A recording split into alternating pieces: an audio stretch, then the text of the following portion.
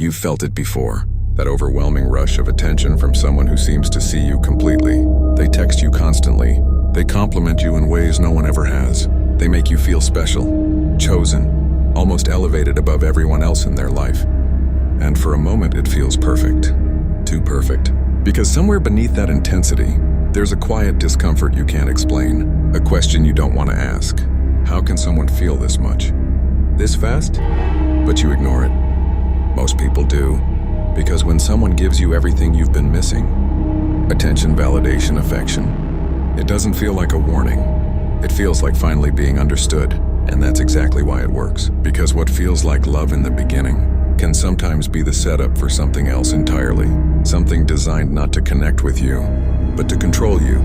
And once you see this pattern clearly, you'll never experience too much affection the same way again. Before we go deeper, I want to be clear. Everything discussed on this channel is strictly for educational purposes. Understanding dark psychology is about building awareness, not weaponizing it. If you or someone you know is in a harmful situation, please seek support from a licensed professional.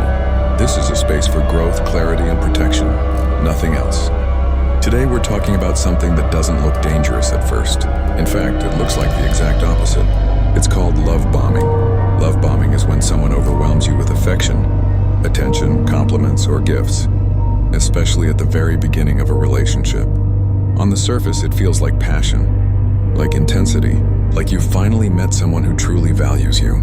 But beneath that surface, there's often a different motive. Because love bombing isn't always about love. It can be a psychological strategy designed to fast-track emotional closeness before trust has had time to naturally develop. Imagine this.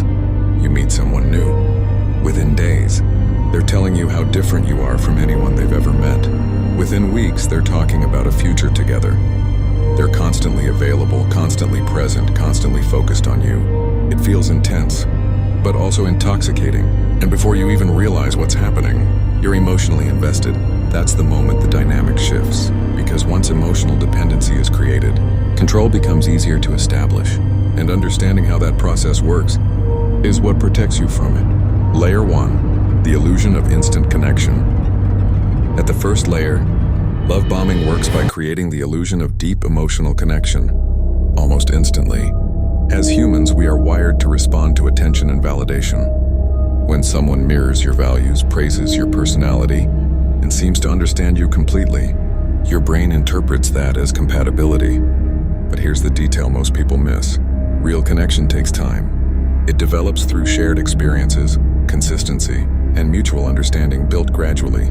Love bombing skips that process entirely. Instead, it simulates connection using intensity.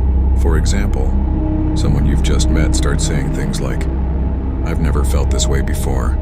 You're exactly what I've been looking for."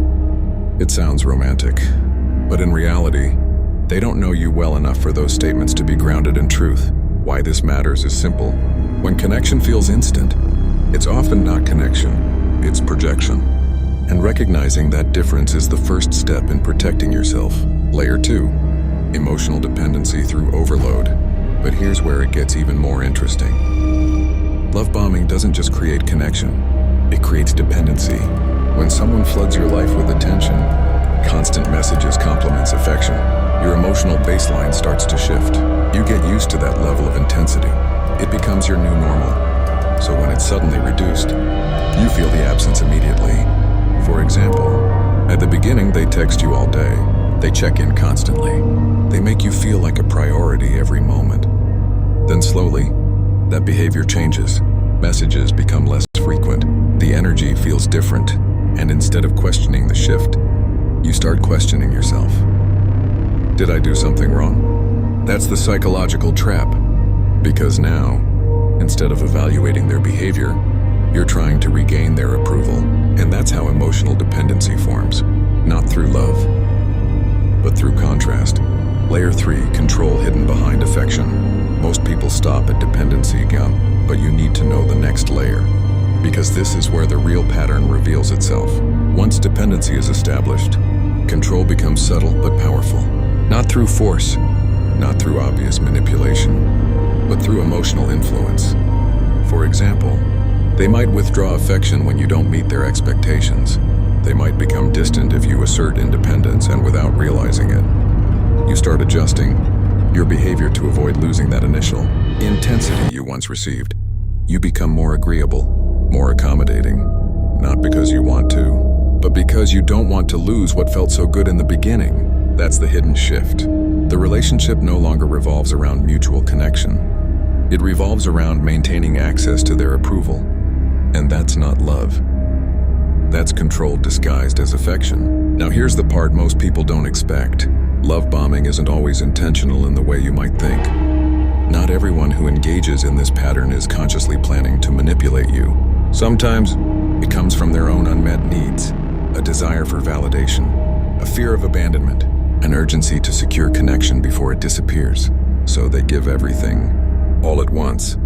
Not because they've built something real, but because they're trying to create something instantly. And that's the twist. The behavior can feel genuine, even when the pattern is unhealthy, which makes it even harder to recognize, because you're not just questioning their actions, you're questioning your own perception. How can something that feels this real be a red flag? But intensity is not the same as stability. Emotion is not the same as intention. And fast attachment is not the same as deep connection. Once you understand that, you stop chasing intensity and start valuing consistency instead. So how do you protect yourself from this pattern without becoming closed off or distrustful? The answer isn't to reject connection, it's to pace it. First, slow the timeline. When someone moves too fast emotionally, resist the pressure to match their pace. Real connection doesn't need urgency. Give yourself time to observe consistency before investing deeply. Second, watch for patterns, not words. Anyone can say the right things early on. What matters is whether their behavior remains stable over time. Pay attention to actions across weeks and months, not just days. Third, stay connected to your own emotional baseline. If someone's presence suddenly becomes your primary source of validation, pause. Recenter yourself in your own routines, friendships, and identity. Dependency weakens awareness. Fourth, trust discomfort even when everything looks good. If something feels too intense, too fast, or slightly overwhelming, don't dismiss it. That feeling is information. You don't need proof to slow down. Awareness is enough. These aren't rules to limit connection. They're boundaries that protect it. Now I want you to think about this. Have you ever experienced a connection that felt perfect at the beginning, only to feel confusing or unbalanced later? If you look back at that situation now, which part came first? Genuine understanding or overwhelming intensity? Love bombing isn't about obvious harm. It's about subtle patterns that feel good until they don't. And the moment you learn to recognize those patterns, you stop confusing intensity with connection. In our next video, we're going to expose another behavior pattern that hides in plain sight, one that makes you question your own reality without even realizing it. If this gave you something to think about, share it with someone who needs to hear it. And if you want to keep learning the psychology most people never get taught, and subscribe. This is just the beginning.